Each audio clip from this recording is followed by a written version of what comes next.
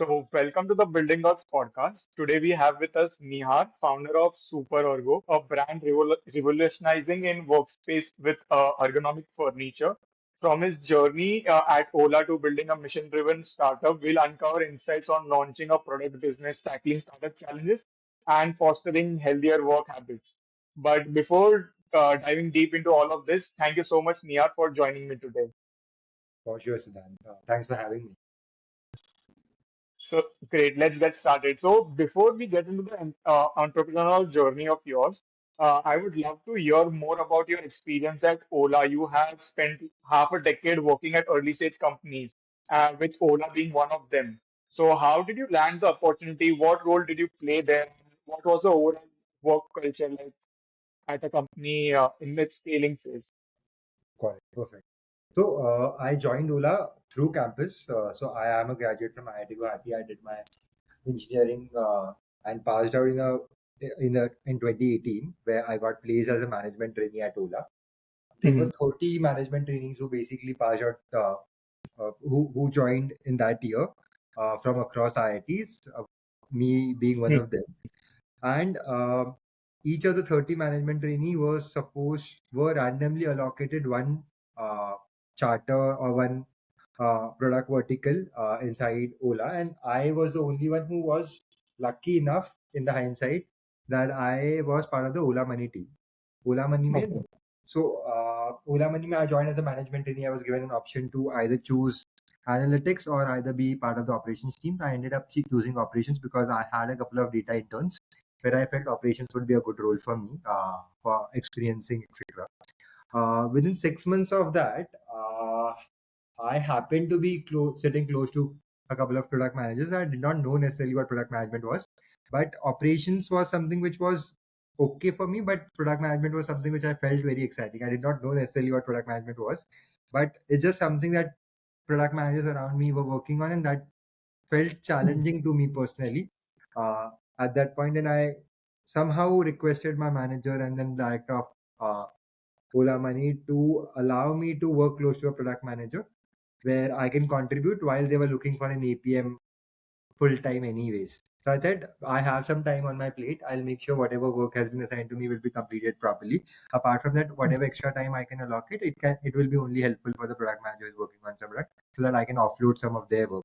And after a month or so, I don't know how, but they ended up deciding to give me a shot. I started working with a product manager, payments product manager, and within I think 2 weeks, 3 weeks, they realized that I have some knack for design and product, and then I ended up uh, taking more and more role in product, and eventually becoming an APM in the next in a couple of months. So that was very serendipitous transition to what product management was or product management journey for me. And Ola Money was overall a great experience, to be honest. So first 2 years, first to office, last out of office. I have too much energy, too many things to do, too much energy. And Ola Money was a great experience for me. My managers and everyone that I've worked with, I was lucky enough to work with couple of them on couple of charters parallelly, and that helped me develop some sense of product management and what backend product management is, what product management is, etc. I was there for 2 years. I did a lot of different things: operations, clever tab, growth product, now effectively growth product, payments product, then loans, personal loans also a little bit. So overall great experience. And uh, yeah, matlab, that was I think a great start for me as a career. And I was there for 2 years effectively, and then eventually ended up. Did you did you get a chance to meet Bhavish Agarwal by any Uh, chance, or did you interact with him? No.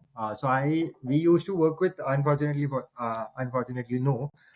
We interacted with the cabs team on a limited basis where we were working on the payments. Ola Money was a payment option at Ola Cabs, Hmm. right? And Ola Cabs and Ola Money were working as an independent entity. So only collaboration or interaction that we had with Ola Cabs was when uh, there was some payment related product that needs to be shipped on Ola cabs where or we needed some help from them, etc. So my interaction was with the payments team of Ola, but not necessarily Bhavesh, who of course was matlab I was a matlab not expected also, right? Yeah, So yeah. I happened to got a chance to work with two folks which I looked upon to a lot, which is one Prateek. Jindal, and second is Nitin Gupta, who was the CEO of Ola Money back then. Both of them ended up uh, leaving Ola Money to start Unicards, and both of them now are founders of Unicards. And I Okay. happen to work with them effectively in a way. So well, both personalities that I looked upon to a lot, Pratik specifically because the interaction was much more uh, Hmm.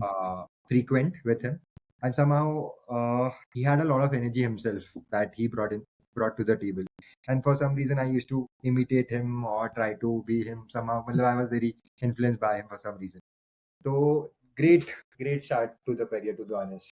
And then I Hmm. realized that payments is something that I'm loving, but as a product management, I thought I don't want to restrict myself into payments product, because of which I ended up joining a gaming company post Ola. When Pratik Oh. also left, Nitin also left, and I realized it's a good time for me to also transition. Oh, that's like pretty great start to your career, and that's the best part about startups that you get to interact with the top management like directly and learn from them so much that it often turns into building blocks for the future of your career. So that's great. Now let's get directly into your entrepreneurial journey. And before we explore Super Ergo, could you explain what ergonomics truly means and how did the idea of starting Super Ergo first come to you? Like, was there a particular moment or experience that sparked the idea? It wasn't one moment for sure. It was a couple of things coming together. And I remember one moment specifically where I felt that everything is connecting. So maybe that was a moment, but there was a lot of things which came together, is what I felt. I was on a break post my last career stint at CoinDCX. And one of the reasons for the break was my back pain, where I thought I will take a 6 months break, fix my back, and eventually hop onto an opportunity which I feel excited about. CoinDCX wasn't the best experience for me as a product manager. This is where I thought we I need to maybe recalibrate before joining or hopping on to another opportunity, because more or less it often happens that whatever opportunity comes when you are searching for a job is what you hop on to, instead of Hmm. maybe giving it a long term thought of where you would want to be. That is where I realized that I should take a 6 months break, and then second reason for this was my back pain. And then I was chilling, living my life, playing PUBG again, and then I was back on my in my hometown, because I did not make sense for living to live in Bangalore anymore. So I moved back to my hometown, and my dad is into furniture effectively. So I started Okay. helping him out because I was doing nothing. So he asked me to come help him out a little bit, and then one thing led to another, and I realized that office furniture space is a good space in the furniture category necessarily, because of the margins, low logistical challenges, etc. Second was, it was connecting with my problem of back pain, where I realized my back pain is not necessarily because of uh, my habits or my lack of deficiency of vitamins, etc. But it was also because of the sedentary society that we have moved towards. So we are sitting 10 hours a day, Hmm. every day in an office, and that takes a toll on your back, because the body are not designed to be to sit for so long and to not be as active as it used to. Pehle. Our previous generation were much more active. Now all the job that we do is on in front of a laptop. So our back and body is not designed to support that. And then I realized that there's no brand necessarily positioned to be the best brand in India for back pain. And that was the moment. And I was sitting in at that shop, and that was one moment where I felt कि best brand for back pain nahi hai India mein. And that is where I it felt everything coming together. I understanding about office spaces a little bit, helping that out in the previous couple of weeks. Then my back pain related problem, and then everything felt coming together. And I realized that was the moment where I felt कि back pain के लिए best brand नहीं है India में, या एक go to brand नहीं है. And that is, I think, where everything started. In a span of one day, I decided कि I need to go to China, and I booked the tickets. एक हफ्ते में तो I was in China, because the office furniture market was एक हफ्ते के अंदर. Me and my friend ended up booking tickets, getting the visa, and then in China, be in China. एक हफ्ते के अंदर we ended up deciding and going there, and ended up placing a small order. And I don't know, one thing led to another, and somehow Super Ergo is where it is now. Now, never a long term vision that I had कि इतना आगे तक हम पहुंच भी पाएंगे जितना आगे हम पहुंच चुके हैं. No, so what does ergonomics actually mean? Like, ergonomics का answer है the science behind having a comfortable work setup scientifically, effectively. The Hmm. science behind setting up your workstation comfortably or to make it comfortable. So that is my definition of ergonomics in simple terms. Uh, so anything, everything, uh, physically or behaviorally that is needed to make your workstation and work life comfortable is something which I feel is part of ergonomics. So Oh. it can be about the products around in and around you which are supporting you to sit Hmm. comfortably, to sit scientifically correctly, to not have a lot of stress on your back, on your body, and also support behaviorally uh, to take actions which are good for your body. So this is what ergonomics is for me. So when we are spending 10 hours a day in Hmm. working, so that 10 hours should be comfortable and should not be stressful to the body. Simple as that. So that is what Hmm. effectively covers under ergonomics for me. Okay, got it. So this might sound a bit nice. So since you mentioned that you booked the ticket to China, just went to China within a week. But the goal of this podcast is to help someone like me or and our listeners understand what it takes to start a product-based business. So could you take us through those early days from the initial idea of launching your first product? It would be great if you could walk us through the entire value chain and how it has evolved over time. So I for sure don't know what it takes, but I definitely know what has been stressful for me. One is that I have always set up small term goals. Hmm. That let's say I need to find a right supplier or right product, Hmm. and then just make sure that you do that. And then the next thing is, let's say you need a website or online store, so figure out way to do that. Uske pehle there was questions ki what is branding and how you would want to position it. And then the next was ki how would you like to raise funds. So it was always that there is one or two highest priority item on a long term uh, vision that you might have. The long term vision was as simple as that India में best brand for ergonomics or best brand for back pain नहीं है. And that is where the idea came that we can build something around this. And it was always one step at a time. So अगर मैं अभी देखूँ तो I might have climbed 10 steps, but it was never the imagination that I will climb the 10 steps. It was always looking at to the first step that I need to take. So I think that is something that is definitely important because you can get demoralized very easily. Um, and it is a lonely journey. The hardest thing for me is that you can't expect everyone in and around you to be as motivated about the brand or what you're Hmm. doing uh, as much as you are. So kahin na Hmm. kahin, my expectation of people around me, friends, family, is has always been कि आप लोग ये तो करना चाहिए, आप लोगों को इतना करना चाहिए, and that I think is not to have is not a fair expectation because you are excited about this thing for some reason and they definitely might not be as excited about it for you. They are supportive in every way, but you can't expect they will do this specifically.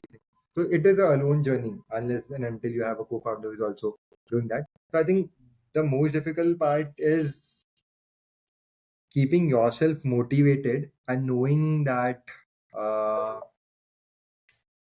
things will get better eventually, or you need to be persistent Hmm. enough or patient enough that uh, to and keep an eye that this is a vision that you have. So at least make that 2 years ka sacrifice. 2 years tak I'm not digressing, even if my thoughts come against it.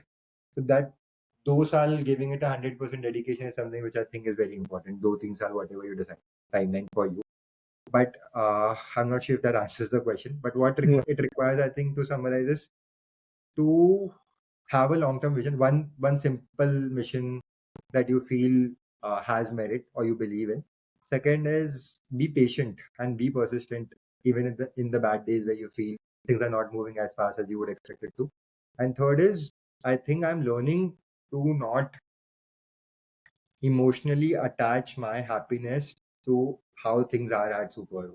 Maybe it's too philosophical, but I am very low when things are not great at Super. maybe let's say there are 2 days back to back where we might not have gotten any orders, and that 2 days I will be unhappy completely, and that would reflect in my personal life also. So there's no demarcation between personal life's happiness and uh, superheroes or company's happiness. So I think that is something I'm trying to learn, but my happiness currently is very strongly related to how things are moving at superhero, which is something which I think eventually and slowly and perpetually something that will get better. uh, so that is the third learning which I think I can share. No, so definitely starting something can be overwhelming in the start. So, as you said, uh, framing or working towards one goal at a time can be beneficial. Like, if I want to solve this one problem, because to solve bigger problems, you need to solve smaller problems, and eventually you can figure it out. And definitely, entrepreneurship, as glamorous as it sounds, but you correctly portrayed it that it is lonely and it is tough. So I have had interactions with quite a few founders, and all of them have the same thing. It is tough. मतलब बाहर से fancy दिखता है, but it is difficult, and especially to find the right people who are motivated enough to join you and have the same vision as you have. So it definitely is. But my question is, what is the value chain and how have you built a product? Like, do you export it or like import it or? No, so currently the long term vision. So how I'm looking at this is it's a premium ergonomics brand, and when I say ergonomics, it covers Hmm, couple of product categories. One is chairs that we evidently have started with because it covers a significant part of ergonomics. Second is the table, and third and going forward would be accessories around in and around tables. So so that is the first part. Second part is if you look at uh, it is different for every industry, right? For Indian hmm, for the category that I am building in, currently the technology or the manufacturing capabilities that Indian manufacturers have are a little behind, and we have to rely on manufacturers overseas who have that advancement in technology, skill set, hmm, etc., to design and uh, produce our products. hmm, Uh, so we are working effectively in supply chain point of view with contract manufacturers overseas, where we have control over the designs and what we would want to build or what we would want them to build for us, and then hmm, eventually get it to India and eventually sell it online through our different channels, be it our own website or through marketplaces. The goal, long-term vision for this is that within 5 years of cycle, we will be able to completely design and manufacture all the things that we are selling under SuperErgo in India, which will also open gates for us to export.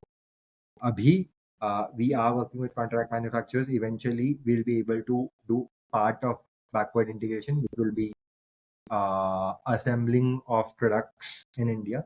Eventually, some components can be manufactured in India, and eventually, within 5 years, we'll be able to completely manufacture in India. This is the long-term vision in terms of supply chain. Uh, at a category level, at a business strategy level, we are focused on B2C at the moment. We are hmm, for the next 18 months, and hmm, eventually are building foundational capabilities to also venture into B2B. In terms of the category that we are building in B2C, B2B is a significantly much bigger opportunity than B2C. B2C is simpler, easier to start with because people buy into a brand story, uh, and B2B may it requires a lot of credibility to do that, and credibility comes with multiple different things.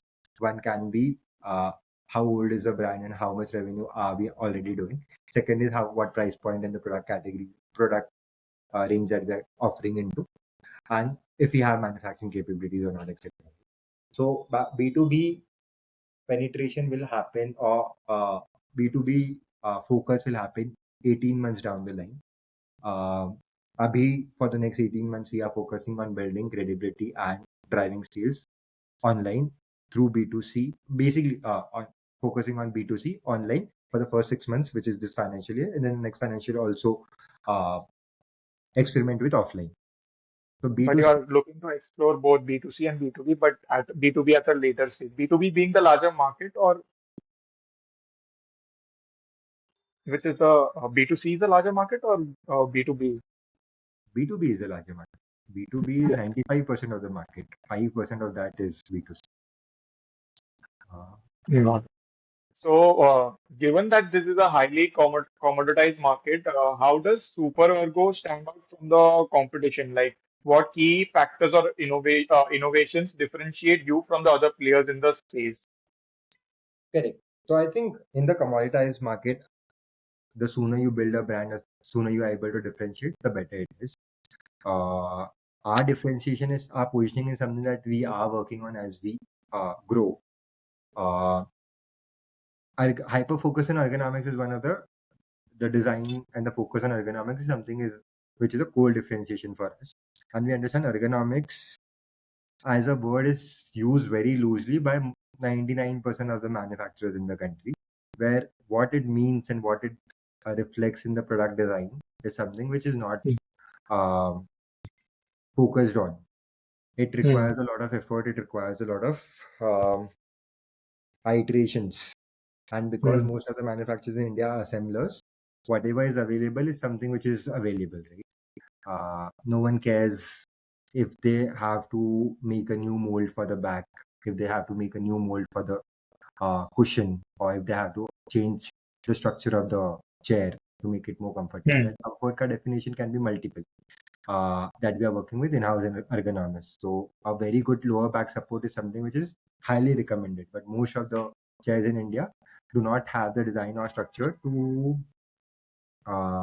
provide adequate lumbar support, even though they are adjustable lumbar support chairs, but the design is something which do not necessarily reflect the same. Second is second problem statement, for example, is that most of the chairs in India are not built for shorter people, which is effectively all Indian, mostly all Indian average women, Indian women. So one of the chairs that we have recently launched is based on the feedback that we have received that our chairs are huge or bigger in size for and not comfortable for shorter people. And one of the products that we have launched in this drop is this that it's a structurally smaller chair and it Hmm. allows adjustment to be comfortable for a shorter person. So this is where uh, real-time feedback and adoption, real-time adoption of constant user feedback and real-time adoption of the feedback in our product design is something which will make us differentiate,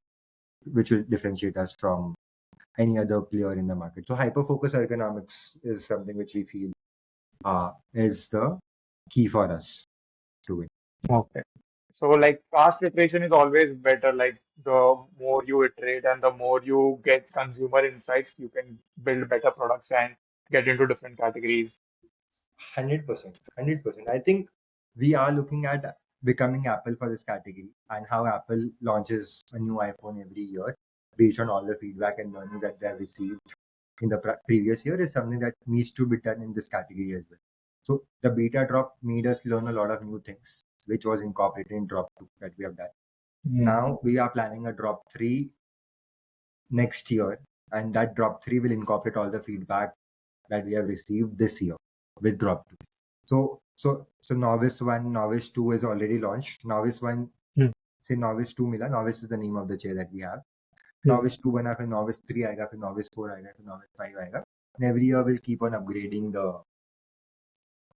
product with the feedback that we receive in the previous drop. No, that's a really good way to expand. And to listen to consumers is the best way. And with the rising trend of gamers and streamers, it seems like the demand for gaming chairs has significantly increased in the recent years.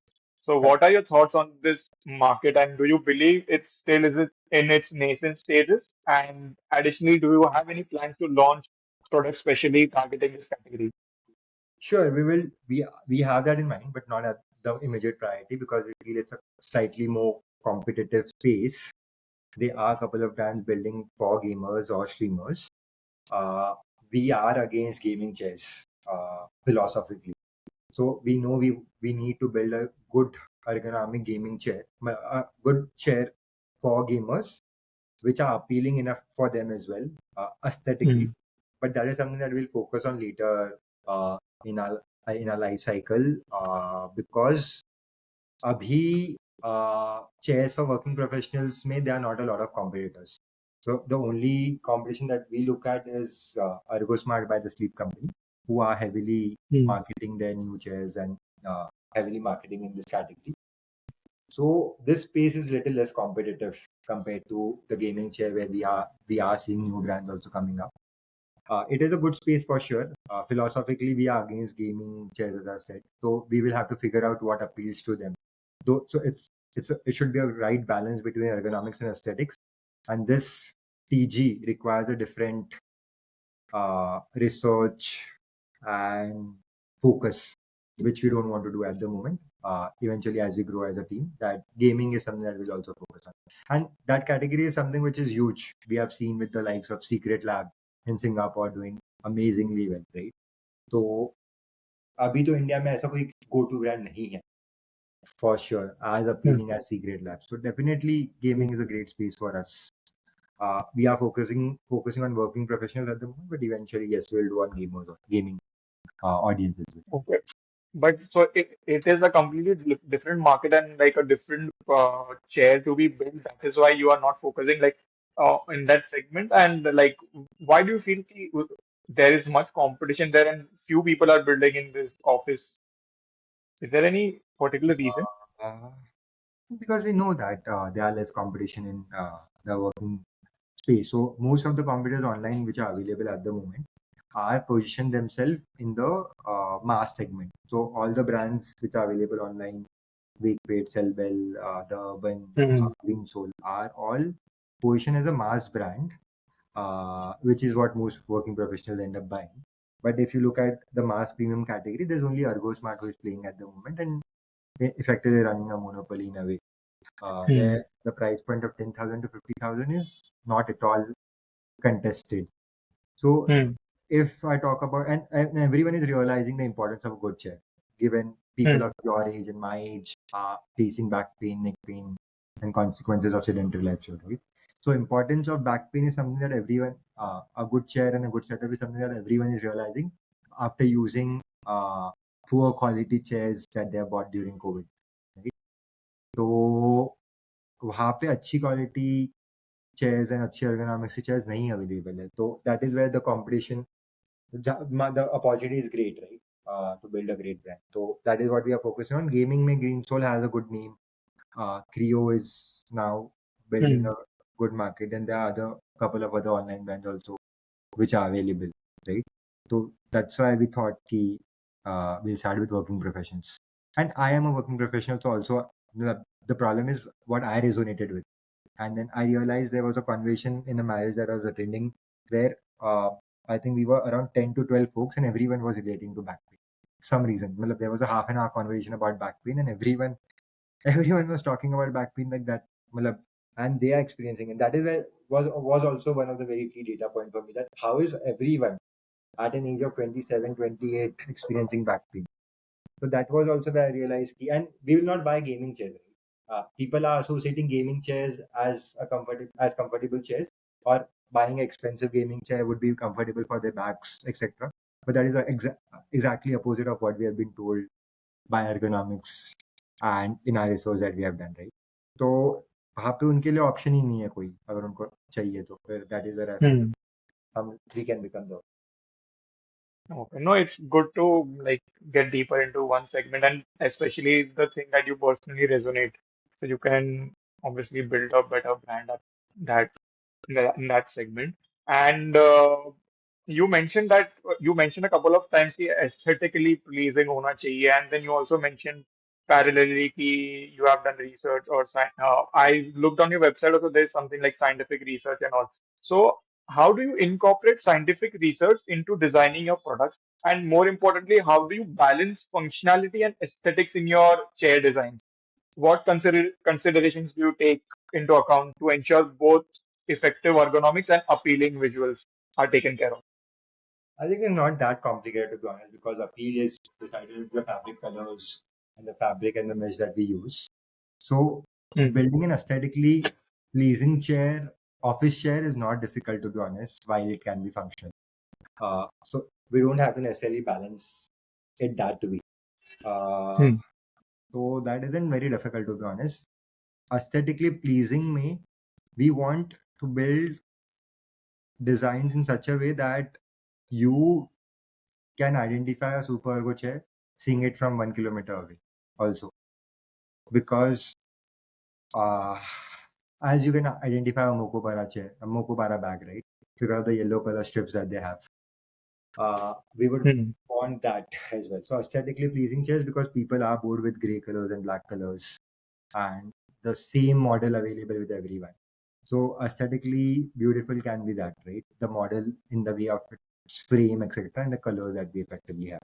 So combination of that can make us differentiate also, and can make can make it very aesthetically pleasing. And functionality is completely different. So functionality uh, is not inversely proportional in any way. So we don't have to necessarily find Okay. a balance. You can have both functionality and aesthetics. Got it. Got it. So you want to make a particular brand recall for SuperErgo की SuperErgo को So that is लिख part के and like the any chair. parcel Sorry. of building a brand. So that is Yeah. part and parcel of building a brand. Okay. And coming to the next part of it, like currently you have six SKUs. So what are your plans for expanding your product line? Like, are you considering branching out into broader furniture as well? I recently saw your launch. You introduced standing desk. I'm assuming you are using that right now. So what we are doing is, how we are thinking of it is, we did a beta launch with chairs with Brockman, where we learned a lot. Now we were able to do a hard launch or a proper launch for chairs.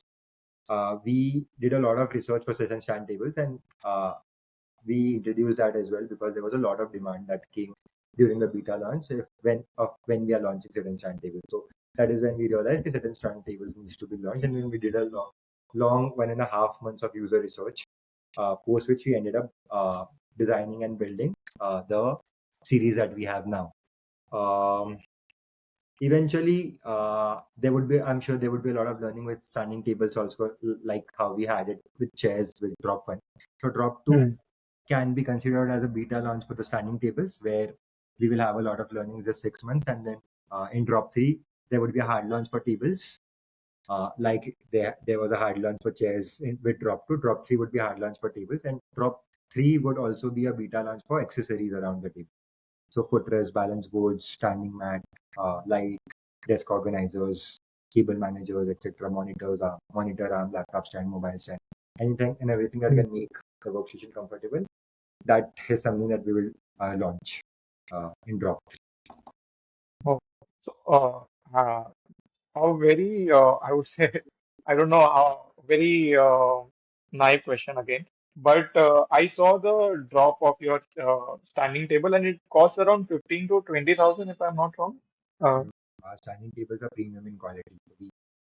With discount, it comes within the range of 30 to 40,000. So the classic one comes oh, for 30, and the so I was just curious to know why is it such so much expensive? Why like what makes it expensive? So there are three types of table effectively, standing table. No? There can be more types as well. Manual. So there can be four types of standing table. One is manual crank, where there's a lever that a person can rotate for making to bring it up and down. Second is single motor tables, where there's a single motor which is lifting the table up and down.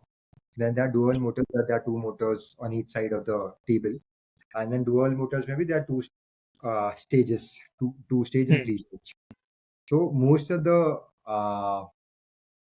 brands and the sit and stand tables available in the market are single motors, where there's a single motor in the center and effectively it's lifting the table. So the weight capacity Hmm. that it can support and the sturdiness and the stability is very low.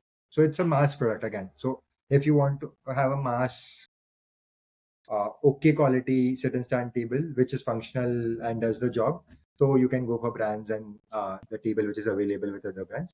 But because we are a mass premium or premium quality ergonomics brand, we discarded the single motor system because we know it's not very sturdy, and the life that it will have is not more than 2 years, 3 years, etc. And people who have used standing desk from other brands have experienced it as well. So because we use dual motor frames only, that to imported मतलब high quality frames. They can be lower quality two stage frames also, dual motor frames also. We use high quality dual motor frames, because of which our products are on the higher side. We were thinking of launching SEDES Lite. So we have two models at the moment, SEDES Classic and SEDES Pro. Both are dual motor, two stage and three stage. Uh, and SEDES Lite is something that we wanted to launch, but because it was not resonating with the brand philosophy, which is of high quality, good quality products, because Mm. of which we ended up not launching it.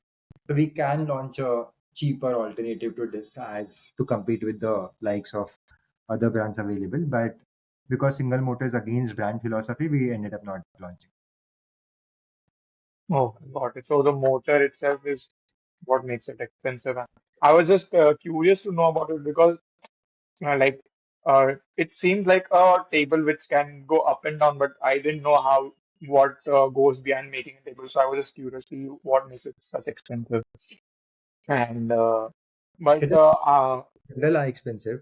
I would love to figure out uh, ways to reduce the cost of sit and stand table in India, and that is one of the things that we'll focus on in the future as well.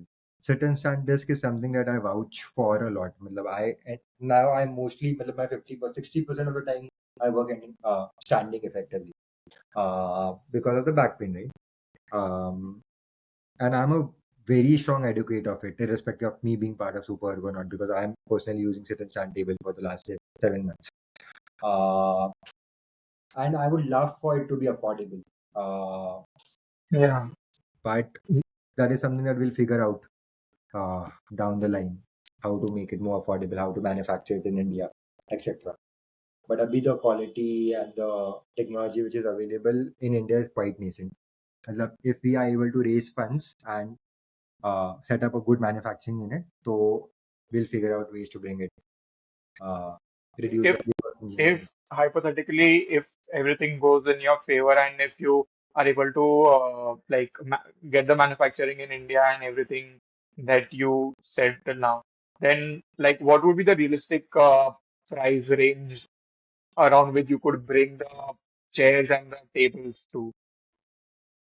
Uh, Or I you think that's difficult to no. say right now. I think matlab, I have not thought about that way for sure, but I think we should be able to reduce the price of the products that we are selling easily by 25. Uh, uh, 20%. 20-25%. 20 to 30% is something that we can definitely reduce. So maybe the chief chair that we're selling for 30 to 35K can come down to maybe 25K, 25K, 20 to 25, somewhere in between that. And maybe the 12K chair that we are selling, we'll be able to sell it for 9K. I don't know. But definitely Yeah. that can be done. Matlab, there are levers to do that right now also. Uh, and that is something that we'll do. So that is part of the backward integration, right? Assembling and then partial Hmm. manufacturing.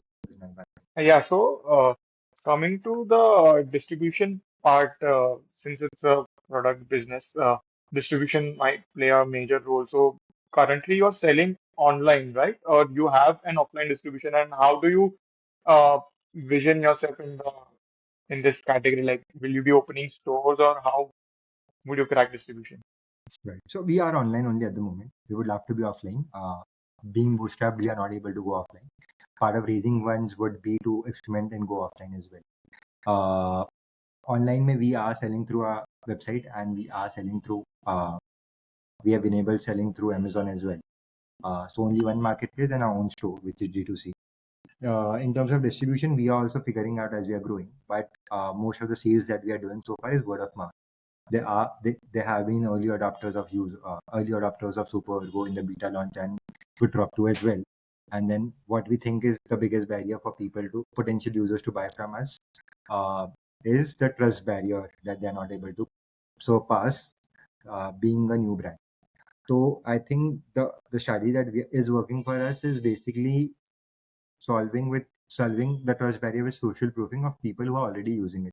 So people are very supportive in that way, where if we reach out to folks who have ordered from us to ask for their feedback, and some of them are willing to give us a shout out as well. So that is a strategy that has worked for us very well. Because when someone is discovering SuperErgo via such shout outs, the trust barrier is already low because someone they know is vouching for the product, and the rest is done by our online store that we have. In the way we have built it, the way we have positioned it, our online store does a good job, is very informative, and does a good job in explaining each and every feature of the product as well. So word of mouth is something that as a strategy has worked for us. We are trying out experiments on performance marketing as well, and influencer marketing we are against because we don't want to pay anyone to say good about our brand. So influencer marketing as at a philosophical level we are against.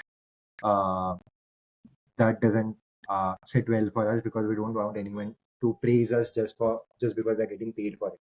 So we have not done any influencer marketing as of the now. Performance marketing definitely we are trying, but people coming from performance marketing has trust issues. Um, Hmm. and other organic ways of marketing, something that we are figuring out.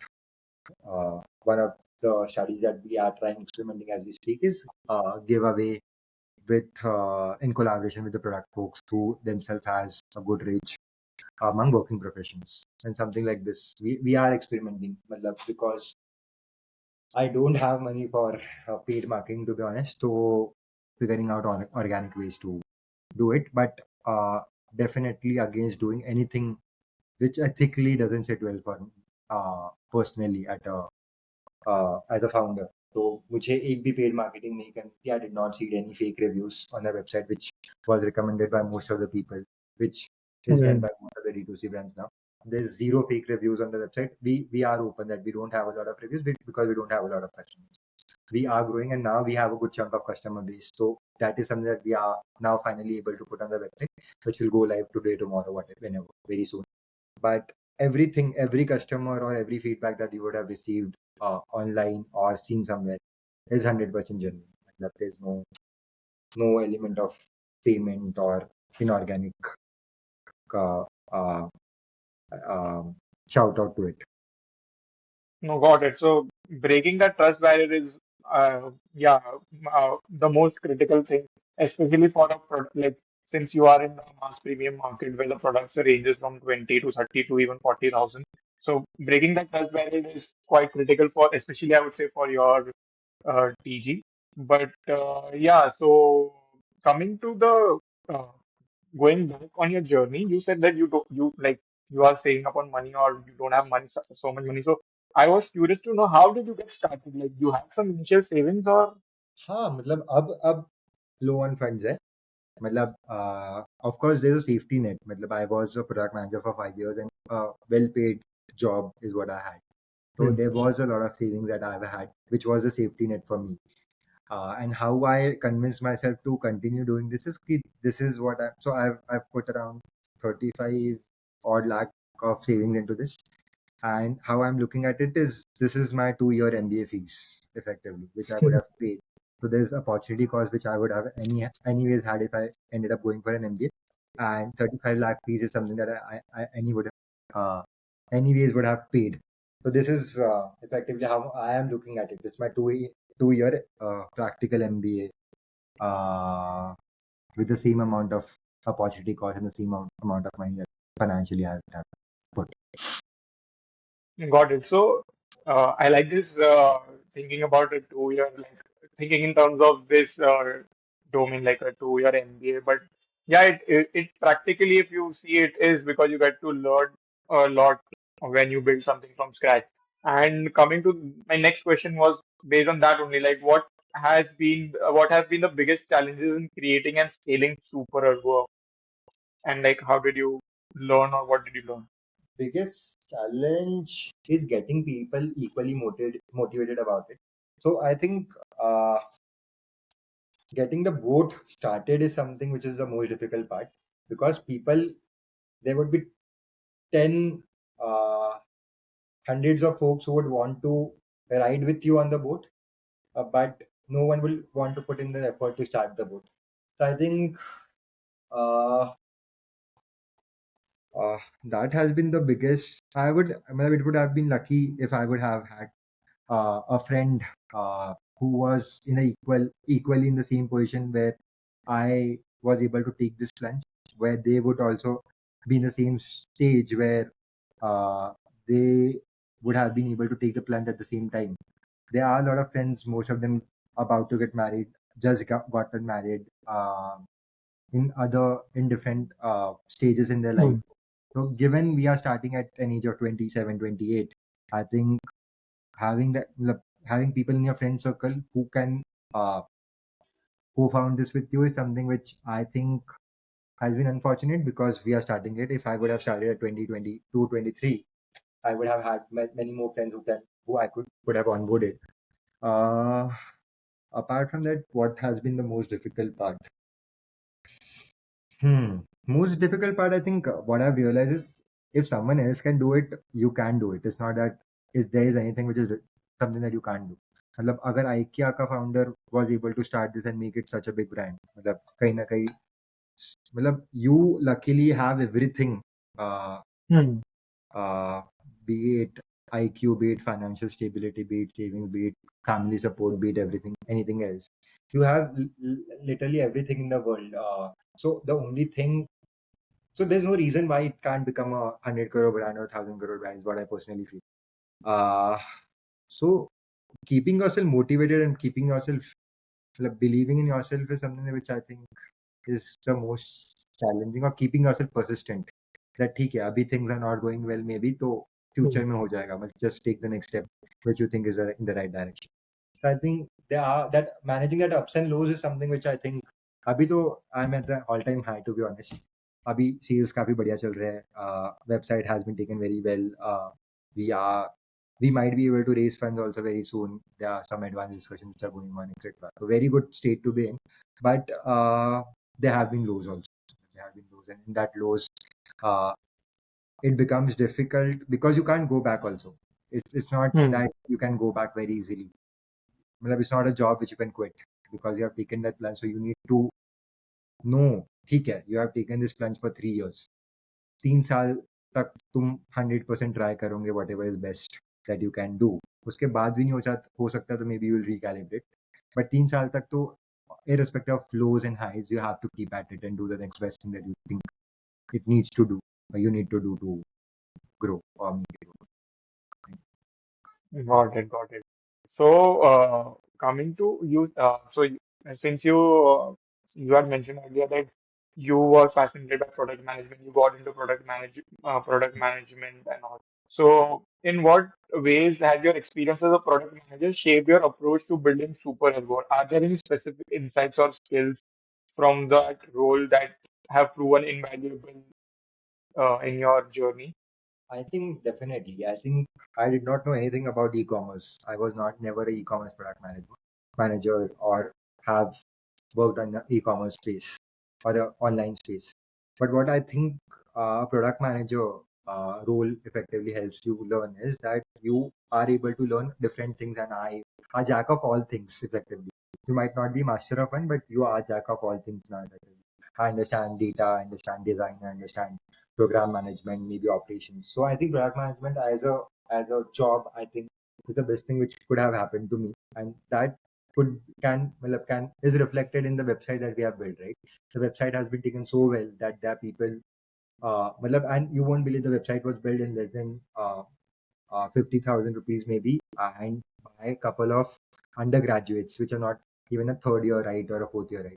So it was me as a product manager and one 3D artist, one UI UX designer, and one developer. Just four of us effectively working every night, meeting every night at 10 p.m., having endless discussions, thinking about each and every minute detail about the experience that we would want to have, brutally prioritizing also because we wanted to launch. But I think the reflection of product management is seen clearly on the website and the sales number. Website is not a presentation. A website is a store which effectively is getting a sales, which is the end goal. Right?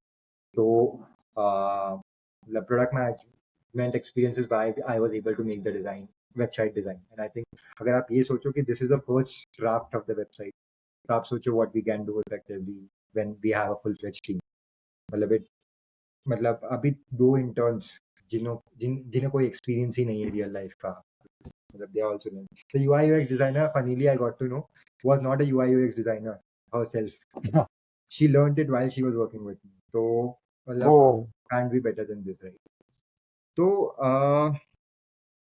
मतलब I would want to, मतलब the vision was always this, that our website will be taken as a benchmark in the entire country or the globe as the best D2C website in the as a reference or the benchmark D2C website. The vision was always that. I have a knack for design. मतलब मेरा बहुत ज़्यादा strong इच्छा है to build beautiful designs and beautiful products. And if I would not have become a product manager, I probably would have become a designer. Right? That was always there. So the product management job effectively was able to help me a lot with a lot of things. One, to summarize, is the design that we were able to build, and the second is being able to do different functions without having done it prior to this. Matlab. no, definitely. Your skill into design showcases across your website and also your products as well. That's why I mentioned that it's aesthetically pleasing as well. So, and your website also, I just went uh, uh, through it today and yesterday, and it definitely is quite appealing. So that's a great thing, and it can't be said that it is done by intern, like if someone doesn't know about it. So it definitely looks like a professional one. So I love that about uh, your website. And coming to the end of the podcast, like acquiring customers is one of the hardest parts of scaling a product business, uh, according to me. So, what strategies have you employed to attract your initial customer base, and how has your approach to customer acquisition uh, evolved since then? It is very experimental. I think I've covered this also in prior questions, but it is very experimental for us. But so we are trying out our hands on paid marketing. We have tried a lot of things organically as well. Initially in the beta launch, we did not do any paid marketing, and now also we are running experiments with less than 2,000 rupees ka budget daily, uh, compared to when we extrapolated our competitor who is spending 2 lakh rupees at least every day in this category.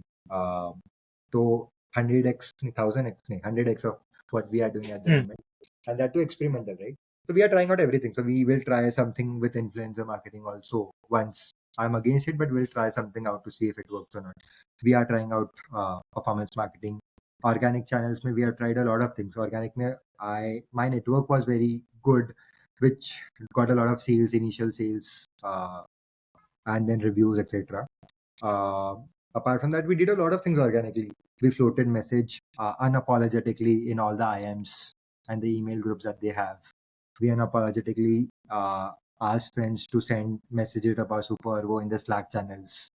We did as much as possible, matlab unapologetically, without being getting awkward or embarrassed about it, to just create that drive. But organic भी हमने जितना हो सकता था बहुत try किया. We are trying now paid marketing के through भी. Uh, but it's very experimental. Something will click, something will not click. Uh, it's very experimental, to be honest. No, got it. So, the like unapologetically asking someone to send messages or help someone is the best part. I feel like people feel awkward. Ki, how do I promote this my product? Or so, but the best thing is if you have created something, you should always promote it irrespective of what you think that others might feel. So Huh. that's the best thing I feel. And yeah, so coming to the end of the podcast, it was a great episode. I got to learn a lot.